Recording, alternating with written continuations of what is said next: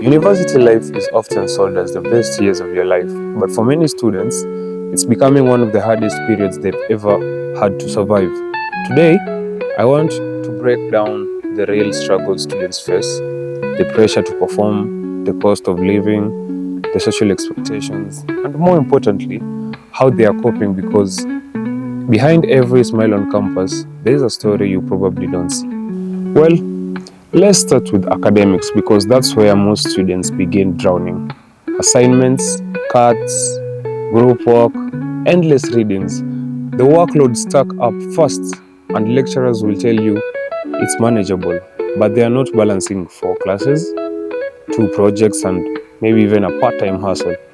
Many students are constantly catching up and never ahead. Some cope by creating routines, waking up early, planning their week, using Google Calendar, but honestly, a lot of students don't have structured systems. They survive by rushing last minute assignments at 2 a.m. Group work is another stress point. Every group has that one person who disappears, one who argues, one who delays everything. Students cope with that forming small trusted groups or splitting tasks to avoid even chaos. Now, exam season exposes everything. Sleep decreases, energy drink increases, the library becomes a second home. Some students handle the pressure by studying in groups, others isolate to focus, and the truth is, everyone is just trying not to fail. Now, let's talk about money, because if academics don't stress you, money definitely will. The cost of living keeps rising. Food is expensive, transport is unpredictable, and even printing notes eats into a student's budget. Many students survive on very tight allowances. Some even come to school without any lunch money. How do they cope? A lot of them cut costs. They buy cheaper food. They walk even instead of taking a matatu. They share hostels. They limit social outings, and others even take small hustles. They start braiding hair, maybe probably doing photography just like me, maybe tutoring, DJing, and content creation, not because they want extra cash for fun, but because they need to survive. The hustle culture on campus isn't driven by ambition, it's driven by necessity. And let's be honest, asking for money from home isn't easy. Most families are struggling too, and so students learn to stretch 200 shillings into 2 meals, or choose between eating and printing assignments. Now, when we look at the mental health and emotional pressure that these students face, we see that people don't talk about this enough, and university can really break you mentally. The pressure to perform, the constant comparison, the loneliness, it adds up. Some students feel like they are drowning, but don't know who to talk to or who to ask.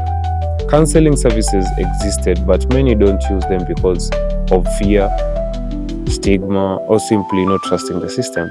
You find that students cope in different ways. They start talking to most of their close friends.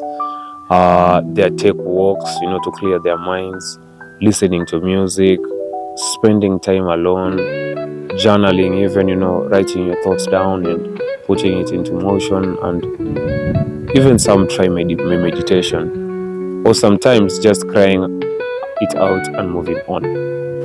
But you find there's also unhealthy coping, isolation, partying excessively, and sleeping too much. These are things that can destroy a student's life if he chooses to cope like this with the emotional pressure, and maybe even they try ignoring the work and giving up. Mental health is the silent struggle on campus. People might look okay, but inside many are barely holding things together. In campus, students also experience, social pressure and campus expectations. Campus life has its own social roles. You're expected to fit in, dress well, look confident, join groups, attend events. Social media makes it worse. Everyone is pretending to live a perfect life, and students cope by staying in small circles and avoiding unnecessary competition or focusing even on their goals. Cheers, others struggle to keep up and end up feeling inadequate. The truth, most people are faking coincidences. Maybe even more of them are faking confidences rather to it yet. And no one truly has it all figured out. Well, we see that also most of these students, are faced with this kind of new technology and other distractions, There's the distraction problem. That it's a problem, like TikTok and the YouTube and WhatsApp and that kind of endless scrolling. Students know they know it kills their focus, but coping with boredom and stress often leads them right back to their phones. So some manage by deleting apps during exams or using study timers. Others just surrender and hope their coursework survives. Now we want to see how these students are adapting and surviving. Despite all the pressure, students are incredibly resilient. They form support systems, like a roommate would share food, study buddies who keep each other accountable. Okay. Let us see how these students are adapting and surviving with these issues. Despite all the pressure, students are incredibly resilient. They form support systems, roommates who share food, study buddies who keep each other accountable. There's group chats that provide academic help. Some use strict routines to stay disciplined, and others focus on long-term career goals to motivate themselves. There's also growing movement towards, healthier habits like, scheduling study sessions, budgeting apps, using meal plans, and even doing online courses. Students are learning to be self-reliant, not because they want to, but because they have to. At the end of the day, university is more than lecturers and grades. It's a survival journey, learning who you are and what you can handle and how you adapt under pressure.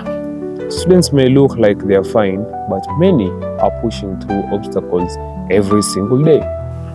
How they cope academically, financially, and emotionally tells a bigger story about the reality of campus life today. This is Thomas Arons reporting from African Nazarene University. Thank you.